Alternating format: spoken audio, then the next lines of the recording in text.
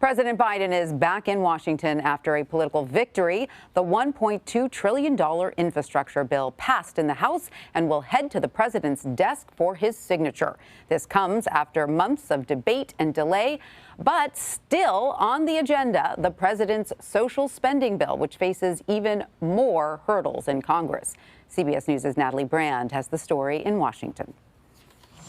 Mr. President, do you feel some momentum now? President Biden is back at the White House Monday with a boost from Friday's 11th hour passage of the bipartisan infrastructure bill. The motion is adopted. The bill provides $110 billion to repair aging highways, roads, and bridges, $105 billion to modernize rail and public transit, $65 billion each to strengthen the electrical grid and expand broadband access, and $55 billion to upgrade water pipes. The vast majority of the thousands of jobs that will be created don't require a college degree. There'll be jobs in every part of the country. The administration says it expects to have shovels in the ground in the next few months. We have administration expertise to get it done, so I'm very confident we can get it done. The greater challenge is the president's bigger legislative goal, a nearly $2 trillion social spending plan known as the Build Back Better bill. The current version includes money for climate change, universal pre-K, and prescription drug reform. House Democratic leaders are hoping for a vote next week if they can get the cost estimate requested by moderates. The bill faces an even tougher climb in the 50-50 Senate. We're going to do everything we can to stop it dead in its tracks. With no GOP support, that means all 50 Democratic senators would have to get on board. I think this will be the biggest pro-child bill that will have been done in the history of this country, even if some pieces of it are still being negotiated. Democrats want to try to pass the bill by Thanksgiving. And so that's the big question, Tanya. Can all parties work together within the Democratic caucus to make that happen?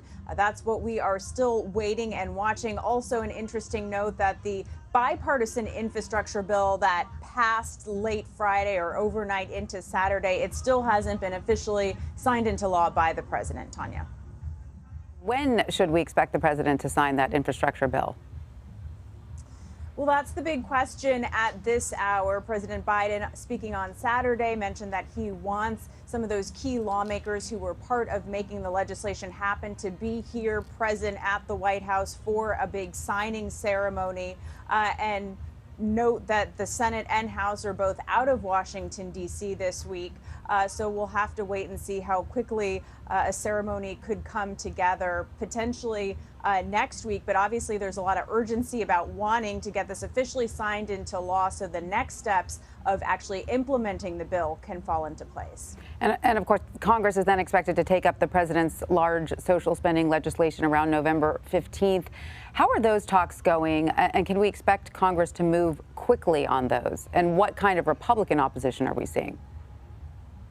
Yeah, well, with complete Republican opposition, the Democrats cannot afford to lose more than 3 votes in the House, no votes in the Senate. So this becomes a critical negotiation within the Democratic Party, as we've been following over the past weeks and months. And note that in the deal reached really at the last minute hour in the House, the moderate Democrats agreed to move forward with voting on a framework as long as the final CBO or Congressional Budget Office estimate matched that of the White House estimates and does not add to the budget deficit. So the moderate Democrats said, we are not moving forward officially on this bill until we see that CBO estimate. And that's really what everyone is waiting for this week. And we don't exactly know the timing of when it will get into lawmakers' hands.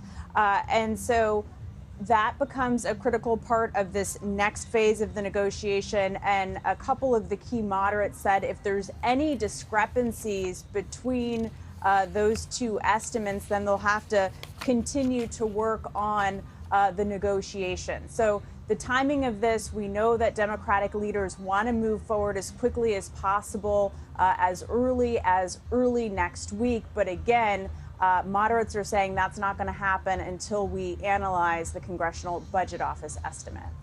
Natalie, the president's approval rating recently dropped to 38%. How could that potentially impact his agenda moving forward? Well, Tanya, the White House is hoping for a boost to that approval rating following this legislative win of passing or getting the bipartisan physical infrastructure bill past the finish line. But then, obviously, the question becomes what happens with that larger social spending bill. And obviously, the Democratic base and progressives who have been pushing for that aren't going to be happy until that also passes both chambers and gets signed into law. So a lot of questions remain after a rough few weeks and couple of months for the president polling and approval rating wise following the withdrawal from Afghanistan and some of this legislative gridlock here in Washington, D.C. But I also think, Tanya, a key question to be watching for is what do independents think of the larger social spending bill? And as these bills, especially the bipartisan infrastructure bill, starts to get actually put into practice, what does that mean for individuals and the average person in localities and states? Are they seeing the impact, the immediate impact of that? And how does that affect their thinking heading into a critical election year next year when we have the big midterms? Right. To your point, many Democrats, including both Virginia senators, blame the loss of the governor's race there on the delay of the bills, especially infrastructure. Let's listen. We could have spent the last 3 months going around Virginia talking about clean water systems, improving our transportation system. If we could have been talking about that win and showing the kind of job creation that actually has been taking place, things might have been different. Different in that you think Terry McAuliffe could have pulled off a win? Absolutely. I think congressional Dems just blew the timing of the infrastructure and workforce and education bills. Bluntly, we blew it. If we had done both of these bills in early October, Terry McAuliffe would have had so much to sell. Relief is coming. So now we're at the other side of it, post-election, and now we know the infrastructure bill has passed. So to your point, once that money starts flowing out into communities and people actually start seeing it, would that sort of half victory for the president with his two big bills be good enough for his administration? Or is he really going to have to get that social spending done quickly to win back some faith with voters? Right, and I think it really depends on who you ask. Democrats see this initial win of the bipartisan physical infrastructure bill as giving some momentum. The president himself said on Saturday that part of the election results, part of what he took from it is that people want to see something get done. And obviously the progressive base, those supporters of Biden certainly want to see the larger social spending bill get done. But again, the question becomes, where do those moderate Republicans or independents fall? Republican leaders and GOP Senate leader Mitch McConnell believes that the election results from last Tuesday are a message that voters do not want the path that Democrats are going on with the larger social spending bill and what they call, quote, reckless spending.